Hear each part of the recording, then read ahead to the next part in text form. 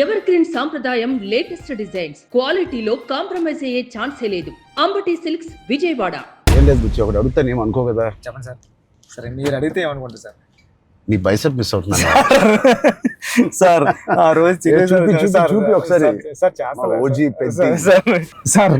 Viral అయిపోయిందంటే నన్ను ఎవరు చూడలేదు ఆ మేకింగ్ వీడియో.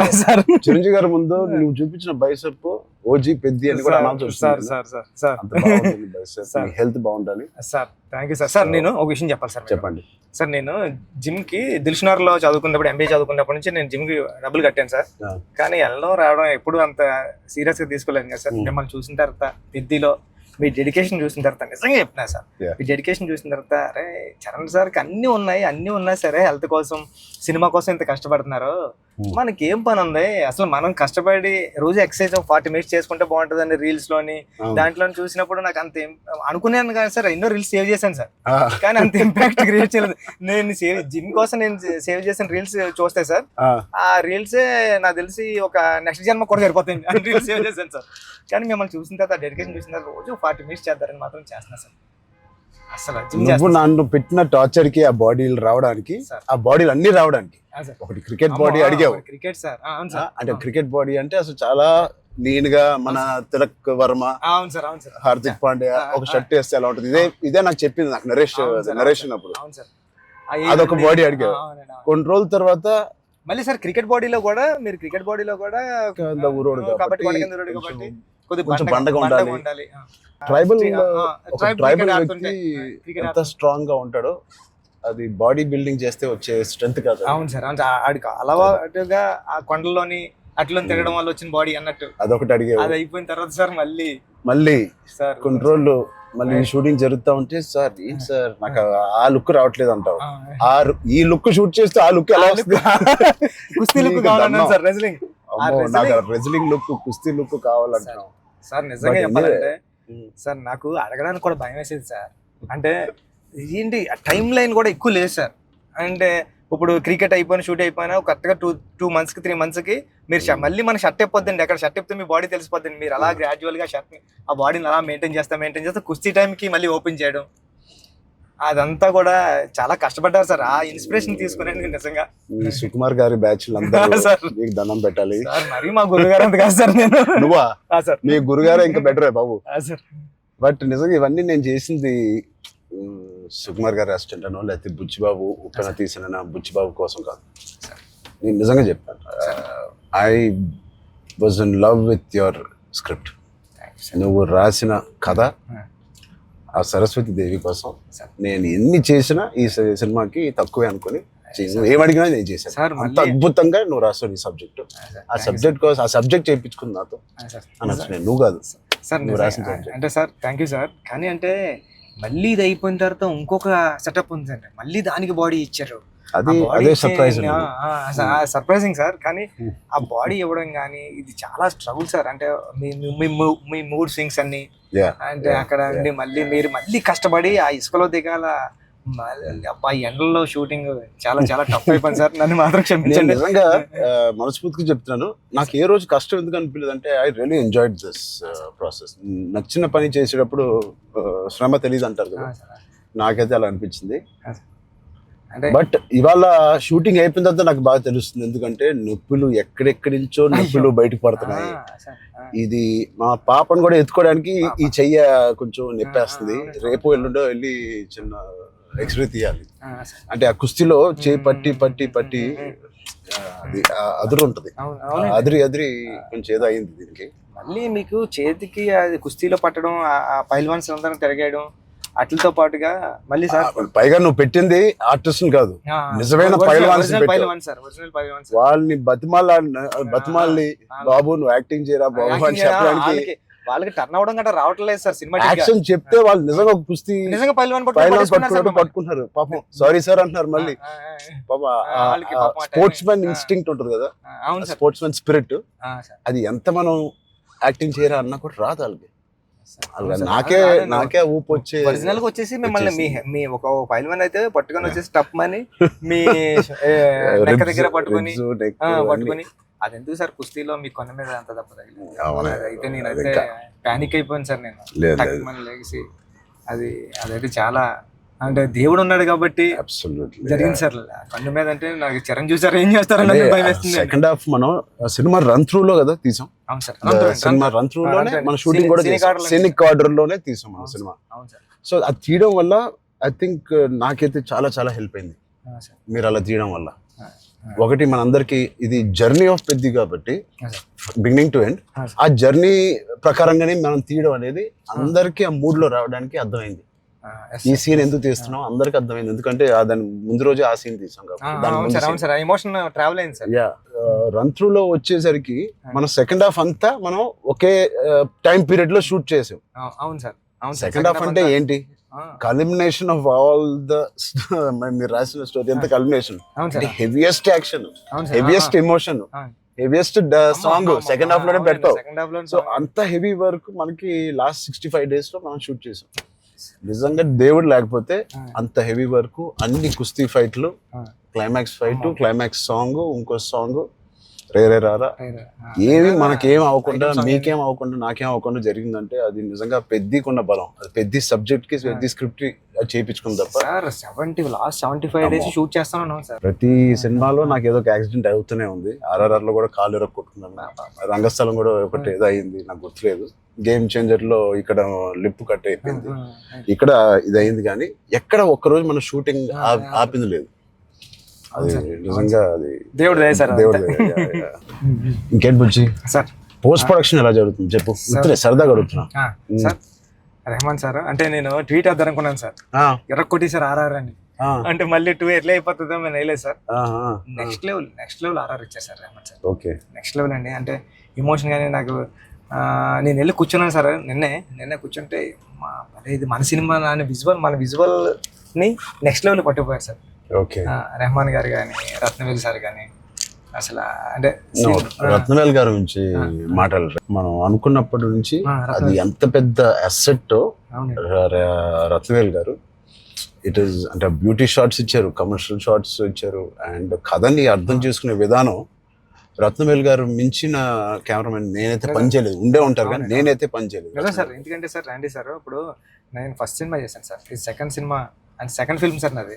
ఇంత పెద్ద కెమెరామ్యాన్ ఉండడం వల్ల నాకు చాలా పెద్ద సపోర్ట్ వచ్చింది సార్. రండి సార్ లాంటి ఉండడం వల్ల నేను ఏమైనా మిస్టేక్లు చేసినా సరే ఇది కాదు, ఇది చూసుకో ఒకసారి ఆలోచించుకొని వచ్చి చెప్పడం కానీ, బిగ్ బ్రదర్ దాంట్లో నో డౌట్ సార్. అంత ఆయన కరెక్ట్ చేయడం కానీ అవన్నీ నేను చూసేదాన్ని. ఒక్కొక్కసారి ఆయన నెక్స్ట్ లెవెల్ పట్టిపోయారు సార్, వచ్చి ఇలా చేద్దాం మనం అని. లైటింగ్ మాత్రం వేరే స్థాయిలో ఉంటుంది అసలు. సార్ మీకు చెప్పాలంటే ఢిల్లీ ఎపిసోడ్, ఢిల్లీలో ఎలా ఉన్నారంటే సార్ మీరు ఢిల్లీ ఎపిసోడ్ నాకు మిమ్మల్ని చూసిన ప్రతిసారి కళ్ళంట నీళ్ళు వస్తారు సార్. ఐ థింక్ నా ఫేవరెట్ ఎపిసోడ్ చెప్పొచ్చు లేదో తెలియదు ఇస్ ద ఢిల్లీ ఎపిసోడ్. అంటే నీ కథ మొత్తం నువ్వు ఇందాక 2 గంటలన్నర కథ లేదా 3 గంటల కథ, ఆ ఢిల్లీ ఎపిసోడే మీ కథ. అవును సార్. ఢిల్లీ నేను ఢిల్లీ ఎడిటింగ్ రూమ్ లో చూసిన ప్రతిసారి మీకు కాల్ చేశాను సార్. నవీన్ అంటారండి, ఎడిటర్ నవీన్. ఏమన్నాడంటే అండి, నవీన్ అన్న వచ్చి నువ్వు చూసిన ప్రతిసారి 20 కాల్ చేస్తున్నావు అని.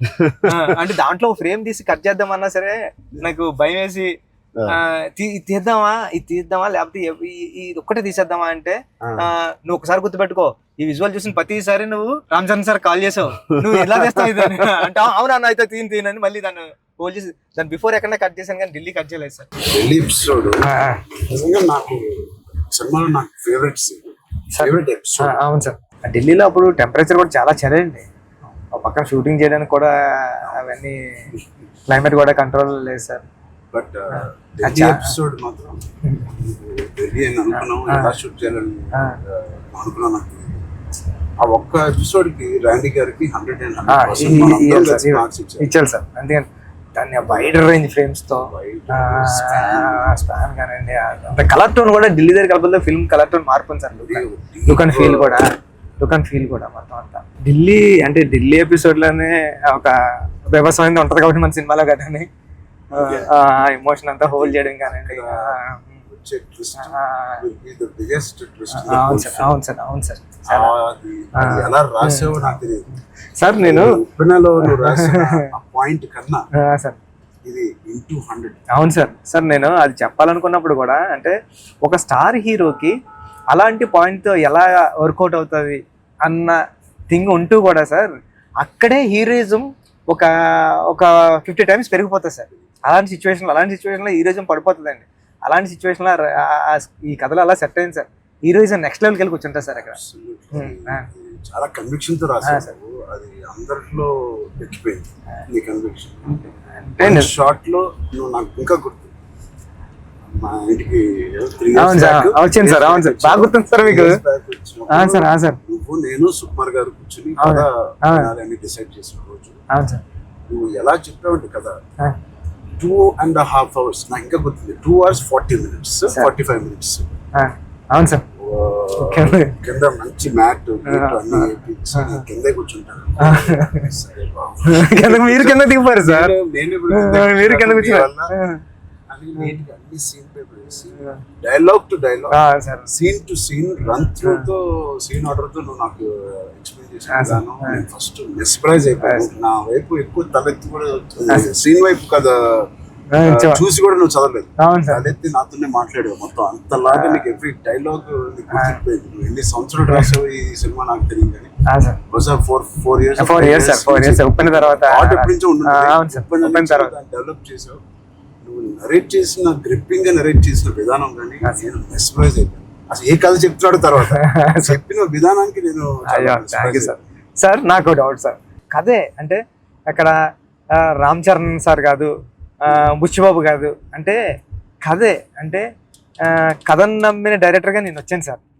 కథను నమ్మిన డైరెక్టర్గా వచ్చి మీకు నేరేషన్ ఇచ్చినప్పుడు నాలో భయాలు చాలా ఉన్నాయండి. ఇలాంటి స్క్రిప్ట్ ఓకే చేయడానికి, ఇలాంటి ఎమోషనల్ డ్రామా అంటే పెద్ద అంటే యాక్షను, క్రికెట్, రెజ్లింగ్ కాదు సార్. పెద్ద అంటే ఎమోషను. నేను నేరేషన్ ఇచ్చిన ప్రతిసారి నా కళ్ళంట నీళ్ళు వచ్చాయి సార్. అరే అంటే ఏడ్ చేస్తున్నాను కాబట్టి ఏడ్ చేసిన కొన్ని సీన్లు అక్కడ చెప్పడం కూడా తోసేసేవాడి సార్. కానీ ఇలాంటి స్క్రిప్ట్ని మీరు విన్నప్పుడు మీ ఫీలింగ్ అంటే మీరు ఏమనుకున్నారు సార్? అంటే ఇలాంటి స్క్రిప్ట్ చెయ్యాలనుకున్నారా? సుకుమార్ గారు ఇచ్చిన కాన్ఫిడెన్స్ వల్ల, సుకుమార్ గారి బ్యాచ్ వల్ల ఆయన ఎందుకో నన్ను చేయమని అడగడం ఏదో ఉంటుంది. లేకపోతే నాకు లేదు కదా ఇంకేదో ఉంది కదా అనుకునే టైంలో సడన్ గా ఇది చేసాము. మన ఇద్దరం ఎప్పటి నుంచో రంగస్థలం టైం నుంచి మనం ఇద్దరం పని చేయాలనుకున్నాం. అది ఇంత తొందరగా ఫస్ట్ సుకుమార్ గారు ఏదో ఉంటే తప్పని మనకి చెప్పారు. బట్ నాకు ఏం నచ్చిందంటే పెద్ద అనే ఫిల్మ్ లో నువ్వు అన్అడల్టరేటెడ్ గా అంటే ఏవి కమర్షియల్స్ గా ఆలోచించడం కానీ ఫ్యాన్స్ పరంగా కానీ ఏ ఉద్దేశం లేకుండా ఆ కథకి ఏది న్యాయం అదే నువ్వు రాసావు, అదే నాకు చెప్పావు. అక్కడ నీ నిజాయితీ నాకు ఫస్ట్ నచ్చింది. నా క్యారెక్టర్ లో ఉన్న నిజాయితీ నచ్చింది. పెద్దిగాడి క్యారెక్టర్ లో ఉన్న నిజాయితీ నాకు నచ్చింది. దాని తర్వాత ఏదేవైనా లైఫ్ లో ముందుకు సాగుతూ వెళ్ళాలి అనే point is the biggest point of Peddi. Hurdles వచ్చినా ఇంకోటి ఇవన్నీ దేనికి చేస్తున్నారు, ఆ కథ ఏంటి, ఆ కథ ఇవన్నీ దేనికి చేస్తున్నారు, ఇన్ని ఆటలు ఎందుకు ఆడుతున్నారు, అదేంటి cross over athlete main point. అది sir main point cross over athlete. ఆ క్రాస్ ఓవర్ అథ్లీట్ ఒక అథ్లీట్ గా వెళ్ళొచ్చు, ఒక కొంత దూరం వరకు తన జీవితంలో ఏదో ఒకటి సాధించవచ్చు. ఇంత తపంతో how come he went that far to do that and achieve that goal. That I feel identity, గుర్తింపు కోసం. సార్ నిజంగా చెప్పాలంటే ఈ కథ రాయడానికి మెయిన్ కారణం, మీ దగ్గరికి వచ్చి నేరేషన్ ఇవ్వడానికి కారణం అంటే మీరు ఎప్పుడు మెరుపు టైంలో ఎప్పుడు ఎంట్రీ చేస్తే నాకు స్పోర్ట్స్ సినిమా చేయాలని కోరిక అన్నారు సార్. అంటే సార్ టెక్నాలజీ, ఆ గేమ్ తీసే టెక్నాలజీ కానీ స్పోర్ట్స్ ఏదో కుదరక అది నిజంగా ఈ రోజు నాకు నేను అనుకున్నాను సార్. ఆ రోజు చరణ్ సార్ ఒక స్పోర్ట్స్ చేయాలనుకున్నారు, ఈ రోజు నేను క్రాస్ ఓవర్ పెట్టి అని ట్రై చేశాను సార్. సార్ అంటే ఇది నిజంగా చెప్పాలంటే ఒక మాట ఉంది సార్. ఉప్పిన రిలీజ్ అవ్వలేదండి. కోవిడ్ టైంలో ఉప్పిన ఓటీటీకి అంటున్నారు సార్. ఓటీటీ వేసేద్దాం చాలా వరకు 1 year 12 months వరకు ఒక వెయిట్ చేశారండి. కానీ ఇంకా కోవిడ్ ఎప్పుడు వెళ్ళిపోతుందో తెలుస్తలేదు సార్. అలాంటి సిచ్యువేషన్లో మా గురువు గారు సుకుమార్ గారు ఫోన్ చేసి అడిగితే, ఇంకేం చేయలేమరా, ఇంక మనం హోల్డ్ చేసాం, ఇంకా ఈ పాండమిక్ ఎప్పుడో తెలుస్తలేదు, మనం వేసేద్దామరా అన్నారండి. ఓటీటీ వెళ్ళిపోతామరా అన్న టైంలో ఇంకేం చేయాలో తెలియక సుఖ సార్ని అడిగాను, సార్ ఏం చేస్తే బాగుంటుంది సార్ అంటే, నీ దగ్గర ఉన్న లైన్లు చెప్పరా అన్నారండి. ఈ లైన్ చెప్పాను సార్.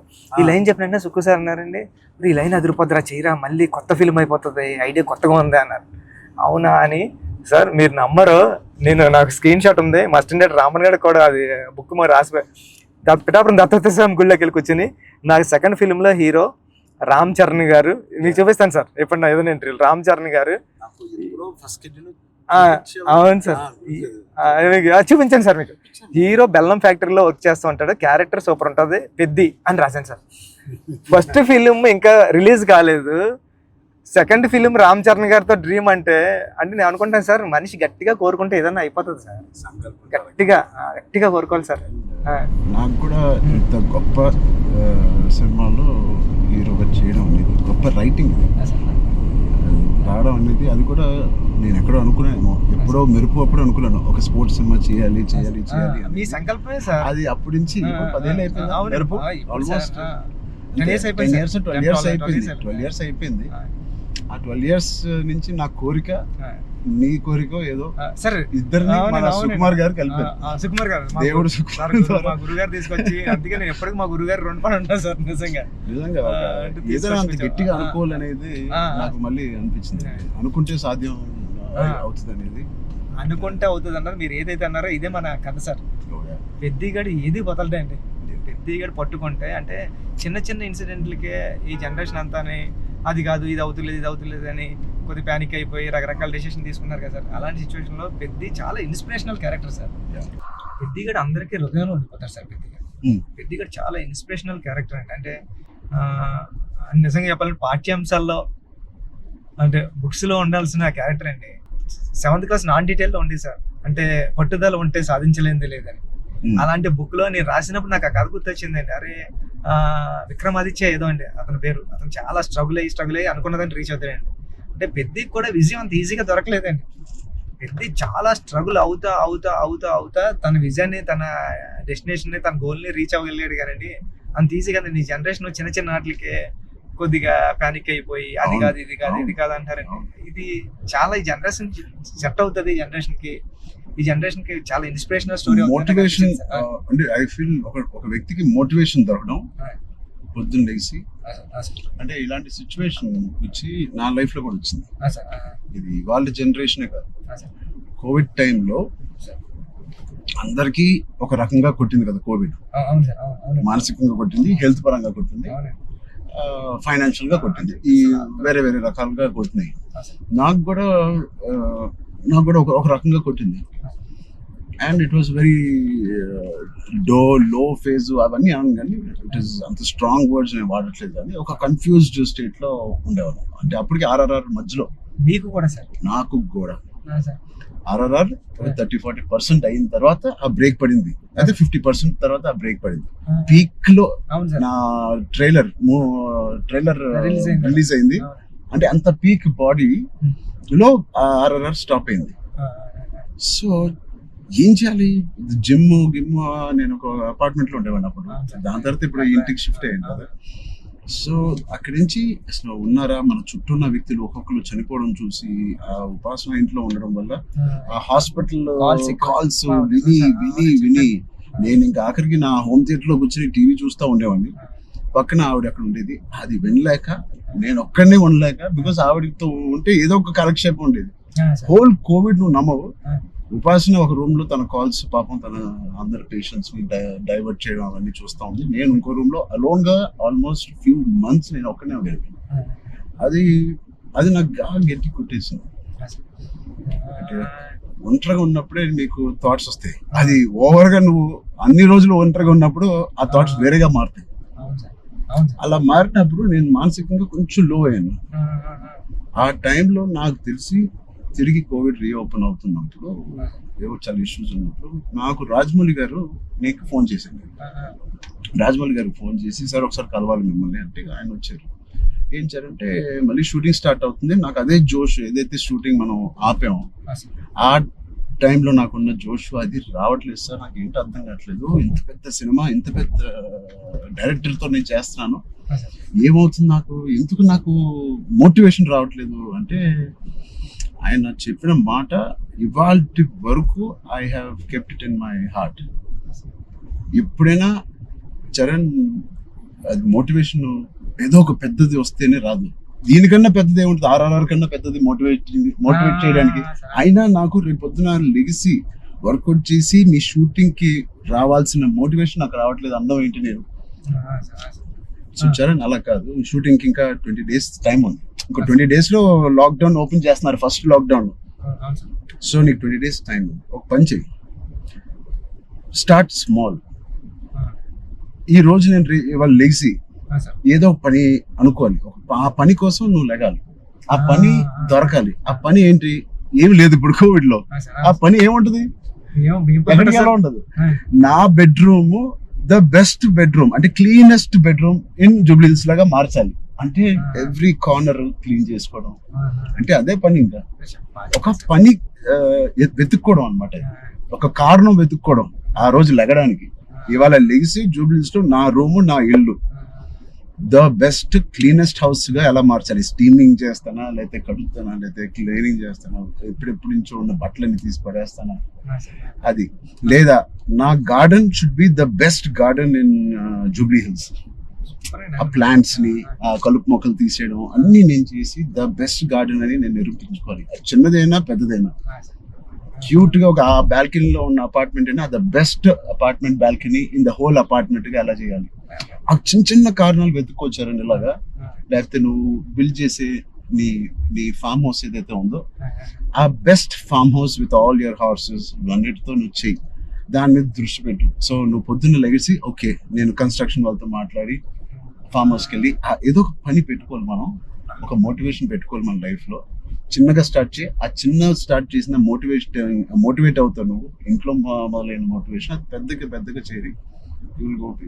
అది నేను ఎగ్జాక్ట్ గా వర్డ్ టు వర్డ్ నేను ఫాలో అయ్యాను. ఇవాళకి 3-4 years there was not one day where I was demotivated. So Peddi గారిది coming to the point, Peddi also is like that. ఏంటి అవకాశాలు అనేది ఎత్తుకుంటా ఉంటాడు లైఫ్ లో.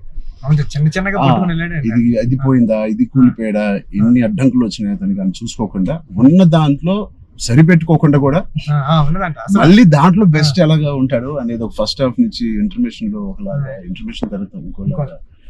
What ever happens the life should go on, life should keep going on. ఆ life ఎలా go on అవ్వాలంటే దానికి ఒక పర్పస్ ఎత్తుకోవాలి. ఆ పర్పస్ నేను చెప్పినట్టు చిన్నగా ఉండొచ్చు, పెద్ద ఉండొచ్చు. నేనే అనుకున్నాను చాలా బాగా మాట్లాడారు. లేదు, ఐ థింక్ ఇవన్నీ ఈ కోవిడ్ నుంచి, కథ నుంచి వెరీ వెరీ ఇన్స్పైరింగ్ కథ. ఈ మధ్య ఒక ఇన్స్పైరింగ్ కథల్లో నేను చూడడం అనేది నేను ఎక్కడ చూడలేదు. అంటే ఒకప్పుడు లగాన్ చూసాను, ఒక దంగల్ చూసాను, స్వయం కృషి ఉంటదండి. అంటే సార్ ఇది ఉంటూ అంటే ఎక్కడ కమర్షియలైజ్ తగ్గదు సార్ పెద్ద. అంటే ఒక స్టార్ హీరోతో ఇలాంటి ఆర్గానిక్ కథ చెప్పడం అంటే చాలా టఫ్ జాబ్ సార్. ఈ రెండు బ్లెండ్ చేయడం. తమ్ముడు అనే సినిమా కరాటే ఇవన్నీ ఉండి చాలా బేవర్స్ గా తిరిగే ఒక తమ్ముడు ఒక కారణం వల్ల ఒక పర్పస్ వెతుక్కుని నేను ద బెస్ట్ గా అవ్వాలి, మా ఫాదర్ కి నిరూపించుకోవాలి. సో ఆయన పర్పస్ ఆ ఫాదర్ కి నిరూపించుకోవాలి. అంతేనా? బ్రదర్ బ్రదర్ కాలు ఇరిగింది, అది ఫాదర్ వీడేం చేస్తాడు బ్రదర్ కాలు అంటే. సో ఆ కారణం ఒకటి ఎత్తుక్కోవడం అనేది, అది నీ సినిమాలో నీ కారణం అనేది is the most biggest commercial point. దానికి audience will be shocked. Waiting sir, దానికోసం టెన్షన్ గా ఉందండి. పెద్ది అంటే పెద్ది అన్నదే అంత ఒక స్టోరీ అండి. స్టోరీ మీరు రామ్ చరణ్ గారు కనిపించలేదు సార్. చూసిన వాళ్ళు అందరూ కూడా అదే చెప్తున్నారండి. రామ్ చరణ్ గారు కనిపించకుండా దాంట్లో అంతలా ఇన్వాల్వ్ అయిపోయారండి మీరు. ఒక పావు గంట ఒక హాఫ్ అన్ అవర్ సినిమా తర్వాత పెద్ద క్యారెక్టర్ లోకి వెళ్ళిపోతాం సార్. మీకు జాన్వీ క్యారెక్టర్ కూడా is looking so beautiful. And నువ్వు అనుకున్నప్పుడు నుంచే జాన్వీ కపూర్ అని అంటానే ఉన్నావు. కానీ అమ్మాయి కూడా ఒక హీరోలా ఉంటుంది సార్. అక్షయమ్మ క్యారెక్టర్ అంటే చాలా strong character sir. Akshayamma is a very good aura. అవును sir. Every time Janhvi screen మీదకి వచ్చినప్పుడు ఆవిడ ఆరా సగం పని చేసుకుని వెళ్ళిపోతుంది. కొన్ని వాళ్ళు అమ్ముకున్న ఆరా ఆవిడకి స్ట్రైట్ దిగిపోయింది సార్. కొన్ని సీన్స్ లో శ్రీదేవి గారి లాగా అనిపిస్తుంది. వచ్చి సార్ సరదాగా మాట్లాడుకుందాం, అన్ని అయిపోయినాయి సార్. ఇప్పుడు నిజమైన టాపిక్ మాట్లాడదాం సార్. చెప్పండి సార్. నిజంగా ఒక మంచి సినిమా తీయాలంటే ఎంత శ్రమ పడతాము మనకు తెలుసు. అంటే ఏది ఇచ్చినా కొద్దిగా మంచి కంటెంట్ ఇవ్వాలని అందరూ గర్వపడే సినిమా, నిజంగా అందరూ ఇన్స్పైర్ అయ్యే సినిమా. ఫ్యాన్స్ అందరికి అది నిజం సార్. ఎందుకంటే అందరికీ చాలా మంచి సినిమా తీశారు మా హీరో గారు అన్న చెప్పుకోవడానికి అంత ఉంటది సార్. మీకు గుర్తుందా సార్, ఈ సినిమా తర్వాత చాలా మంచి పేరు వస్తుంది, మీకు చాలా మంచి పేరు వస్తుంది అని చెప్తున్నారు. మంచోని కదా కాదు సార్, మంచి పేరు ఇంకా మంచి పేరు వస్తుందని అంటే సార్ మీరు ఒక మాట అన్నారు ఇన్స్పైరింగ్ గా, ఒక ఇన్స్పైరింగ్ పర్సనాలిటీ లైఫ్. అవును సార్ మీరు ఒక మాట అనేది గుర్తుంది సార్. అప్పుడు ఉపాసన మేడం గారు ఉన్నారండి, ఉపాసన గారు అంటే బుచ్చి నాకు మంచి పేరు వస్తుంది అంటే ఈ పేరు ఏదో పెళ్లికి ముందు వచ్చింటే ఇంకా సంబంధం ఇంకా మంచి సంబంధం వచ్చింది నాకు అని మేడం పక్కన చెప్తున్నారండి. మేడం అన్నారండి. లేదు అంటే అంత మంచి కథ రాసావంటే అసలు సంబంధాలు మనకి అలా లైన్ లో వస్తాయి. అంత అయిపోయింది. రెహమాన్ సార్ ఆర్ఆర్ వర్క్ చేస్తున్నారు, లేకపోతే నేను అవ్వకపోతే సార్తో ఇంత అలాగా నేను రాలేను సార్ అని బతిలాడుకున్నాను. అయిపోయింది వర్క్. ఓలా బుక్ చేస్తాను చెప్తున్నా సార్ చాలా దూరం తీసుకొచ్చారు సార్ మిమ్మల్ని.